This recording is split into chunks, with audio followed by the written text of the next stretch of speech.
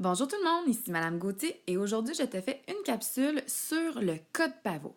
Alors, qu'est-ce que c'est le code PAVO? C'est un code pour te rappeler comment bien corriger tes textes.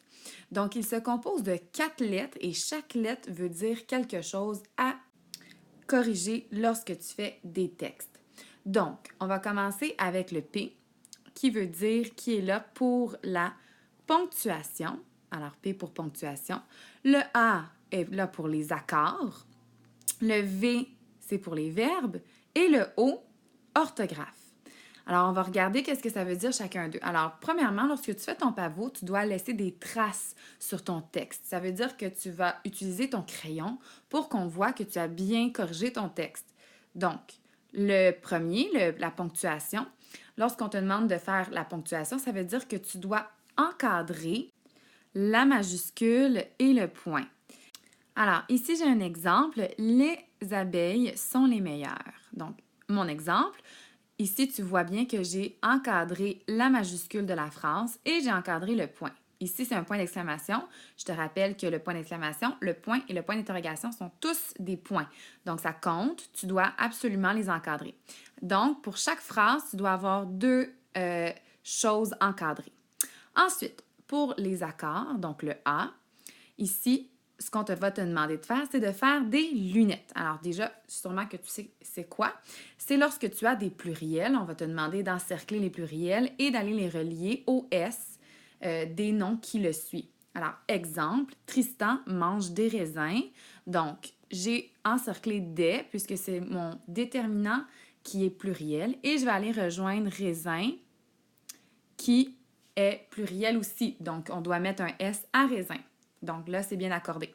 Deuxième exemple, Romane écrit des belles longues phrases. Alors, attention ici, tu vois, j'ai des lunettes d'extraterrestre. J'ai vraiment plusieurs adjectifs qui vont avec le nom pluriel. Donc, je dois faire une grande lunette à quatre cercles. Donc, des belles longues phrases. Alors, tout ça prend des S. Donc, ça, c'est pour accord. Donc, dans les phrases, tu dois toujours vérifier si tu as besoin de faire des lunettes pour le pluriel. Le V, alors, le V pour verbe. Donc, on va te demander d'identifier ton verbe. Comment on fait pour identifier ton verbe? Tu dois le souligner. Et plus tard, tu devras également trouver le sujet. Pour l'instant, on te demande seulement de trouver ton verbe. Alors, souligne ton verbe lorsque tu crois que tu l'as trouvé dans ta phrase. Donc, dans chaque phrase, tu dois avoir au moins un mot souligné puisqu'il y a au moins un verbe dans chaque phrase.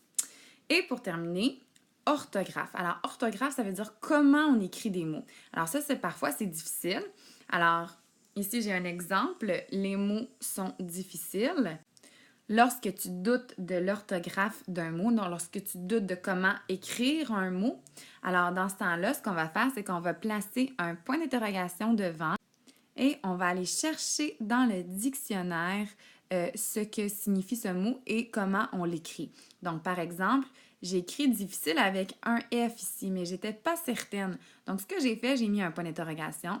Et lorsque j'ai terminé mon texte et que j'étais rendue à corriger l'orthographe, je suis allée chercher dans le dictionnaire ou j'ai utilisé mon application dictionnaire sur mon iPad pour aller vérifier comment on écrivait ce mot. Et effectivement, j'avais une erreur puisque difficile s'écrit avec deux F. Donc, lorsque j'ai corrigé mon mot, donc ici, j'ai pas beaucoup de place. Donc, si j'ai, par exemple, écrit mes deux F, OK, je vais l'écrire correctement en dessous, bien entendu. Je peux, quand j'ai corrigé mon difficile, je peux aller remplacer mon point d'interrogation par un cœur. Ça veut dire que tout est beau, j'ai corrigé mon mot dont j'étais pas certaine. Alors, voilà pour le code PAVO. Je te rappelle que tu as une feuille qui te rappelle exactement ce qu'on vient juste de voir dans ta boîte à outils. Alors, j'espère que tu vas bien l'utiliser et j'espère que ça va diminuer ton nombre d'erreurs lorsque tu écris. Alors, à la prochaine! Bye!